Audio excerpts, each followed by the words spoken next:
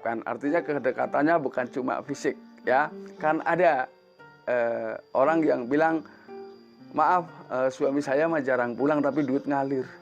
Ini kata-kata seperti ini sebetulnya yang sebetulnya tidak perlu diucapkan ya, karena kedekatan yang di sini yang dimaksudkan Kumis adalah bukan cuma kedekatan materi. Karena ketika kedekatan materi, maka ketika materi luntur, cinta pun luntur.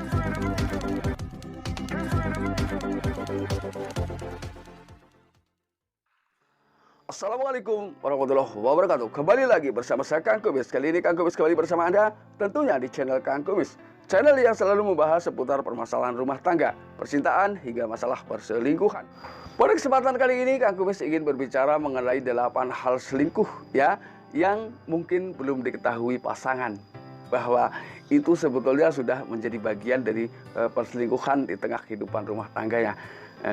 Ini ada 8 hal ya, 8 poin yang memang perlu Anda pahami, sehingga pada saat Anda melakukan sesuatu, Anda mulai tahu, belajar tentang batasan ini.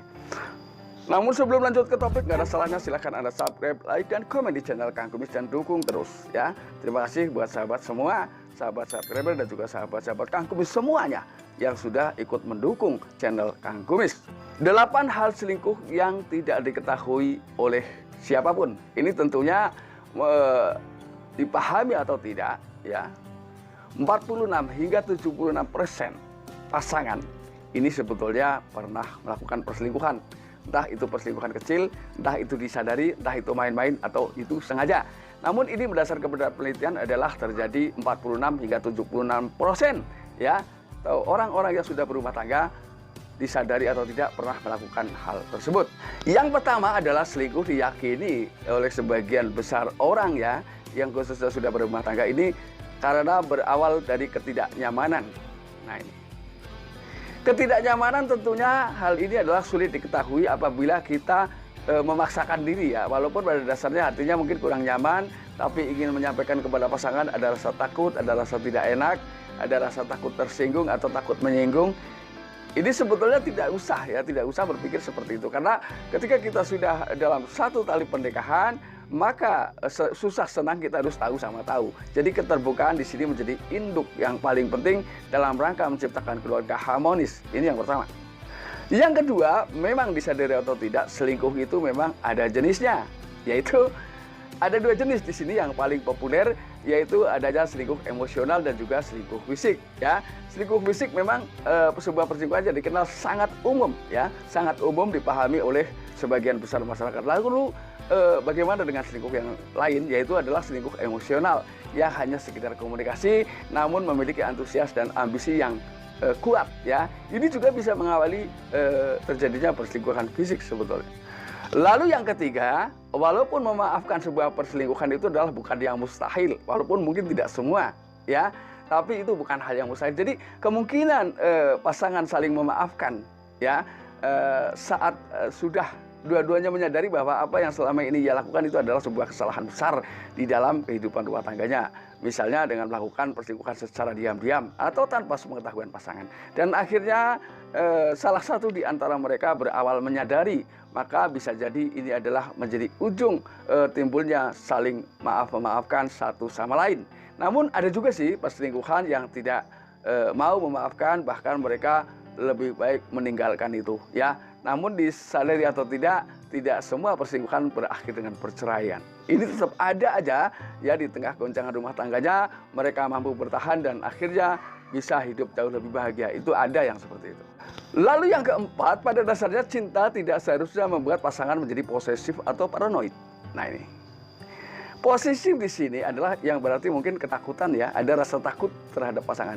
Jadi ketakutan yang berlebih ini akan berpengaruh secara psikologis ya terhadap hubungan dengan pasangan. Jadi rasa takut yang berlebih ini justru semakin menciptakan sebuah tekanan yang luar biasa.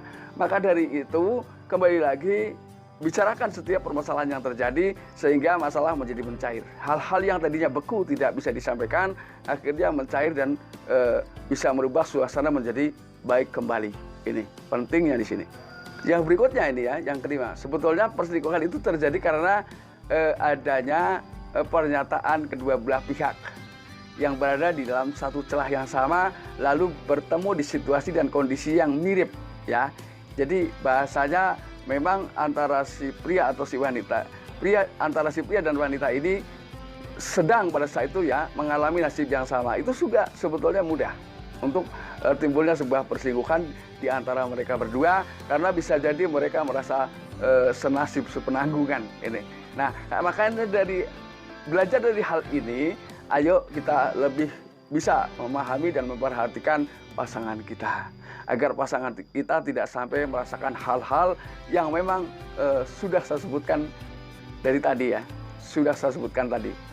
Lalu yang keenam, disadari atau tidak, memang hubungan ini adalah bukan hanya kedekatan fisik yang dibutuhkan, ya, tapi juga kedekatan secara batin. Jadi ketika kita memang sudah dalam satu ikatan rumah tangga, usahakan kita bisa memiliki sifat sama-sama memiliki sifat empati yang tinggi, ya. Empati yang tinggi di sini maksudnya adalah ketika apapun yang dirasakan oleh pasangan kita, kita mampu memahami dan bisalah kita ikut merasakan apa yang sedang dirasakan oleh pasangan kita. Jadi menyatukan dua hati yang berbeda ini butuh proses. Namun ketika kita sudah bisa menyatukan, apapun yang terjadi itu adalah sama saja yang terjadi pada kita.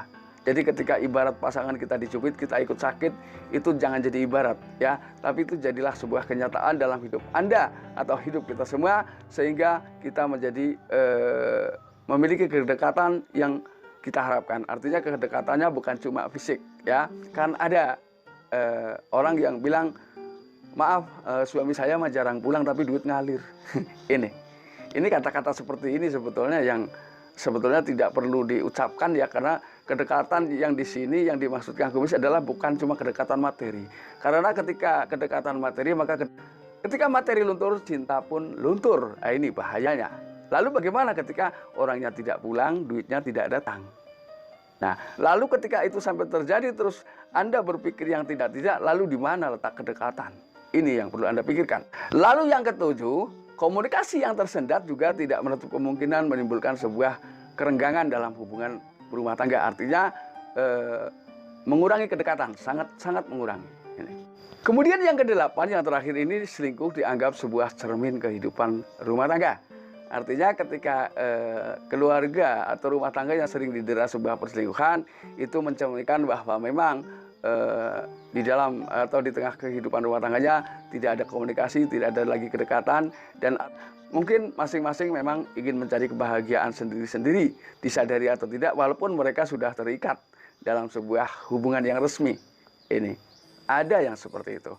Nah, sahabat, itulah yang dapat Kang Kumis sampaikan. Mudah-mudahan bermanfaat. Dan akhir kata, salam harmonis bersama Kang Kumis. Wabillahi taufiq wal hidayah. Wassalamualaikum warahmatullahi wabarakatuh. Dan terima kasih.